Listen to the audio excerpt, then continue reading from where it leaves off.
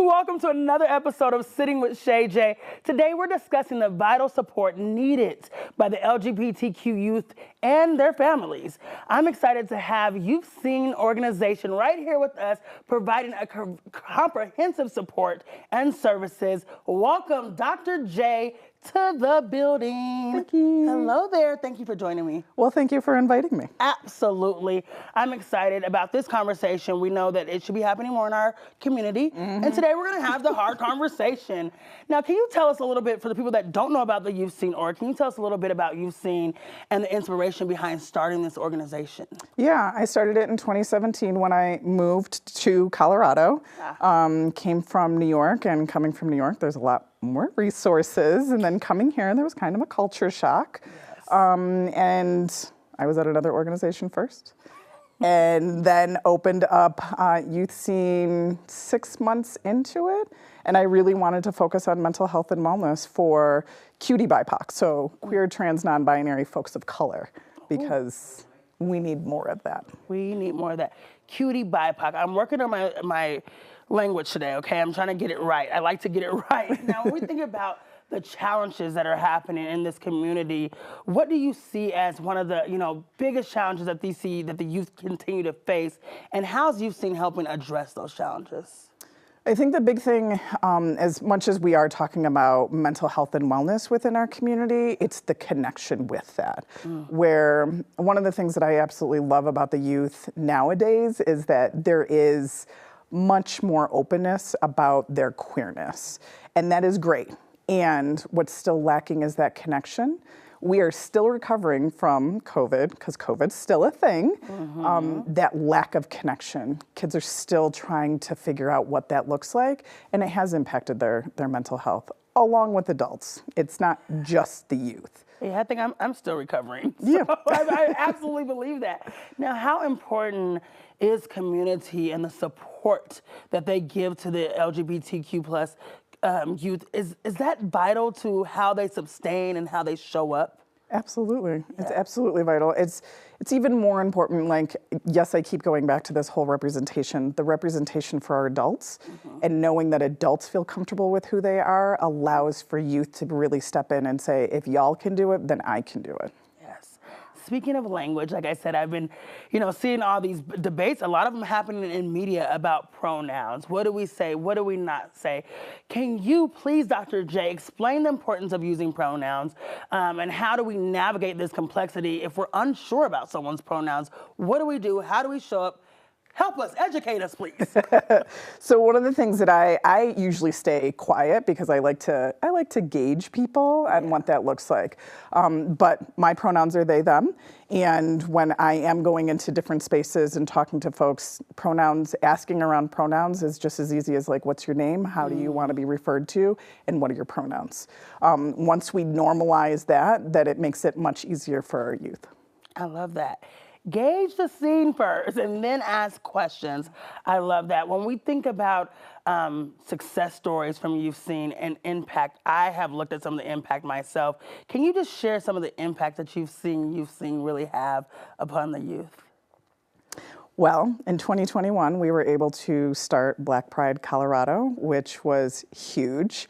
I'm still questioning as to why it took until 2021 for Denver to have Black Pride Colorado, but we're going to let that one go. It is being able to see our youth walk in the parade, in Pride, in wherever we have the ability to be out and showing up. Watching the confidence from these youth who first came to us and were shy and wouldn't talk, would be in the corner. And they are loud and proud. And it's something that it inspires me on a daily basis. It's these youth that keep me going on a daily basis. And one of the things that goes into it as well is we also have our camp.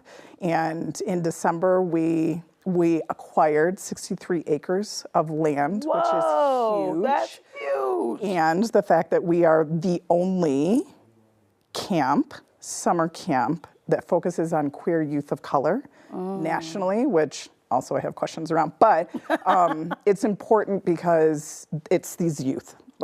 These youth take ownership of this land and are really coming out, volunteering, and making sure that their camp looks correct and is showing up for them in the way that they need it and allows them to get out in nature. So I think that's the big thing. And also watching these kids graduate from high school, coming back and making sure that they're still connected with the folks that they have connected with years prior. So it's an ongoing thing, and watching the confidence of these kids, I can talk for hours on them.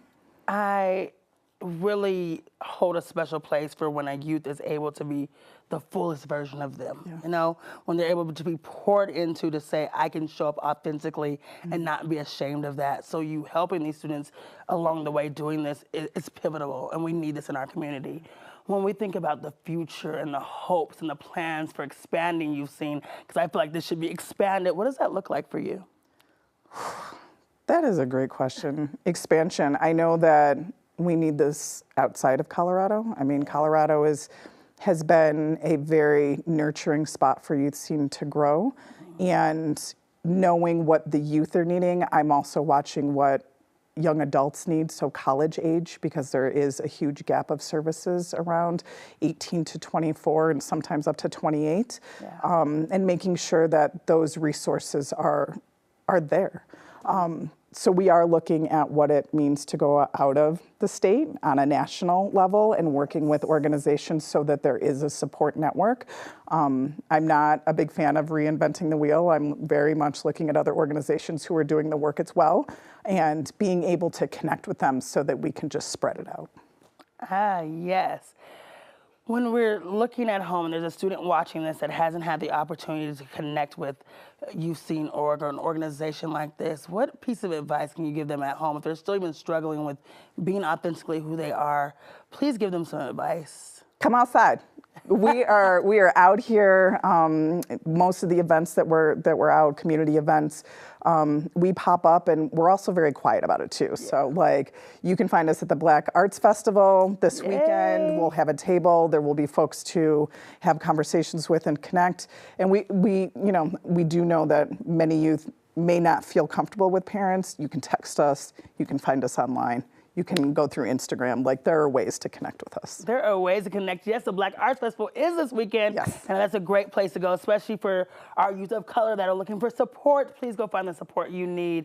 Thank you, Dr. J. Tara, for sharing your invaluable insight and really for doing the work that our youth need. They want to be seen. They need to be seen. And it starts with people like you really putting in an investment into our community. So we see you. We applaud you. And remember, those of you out there creating a supportive and inclusive environment, well, it starts with each and every one of us. So you stay tuned for more enlightening discussions right here on Sitting with Shay J. Thank you so much for watching.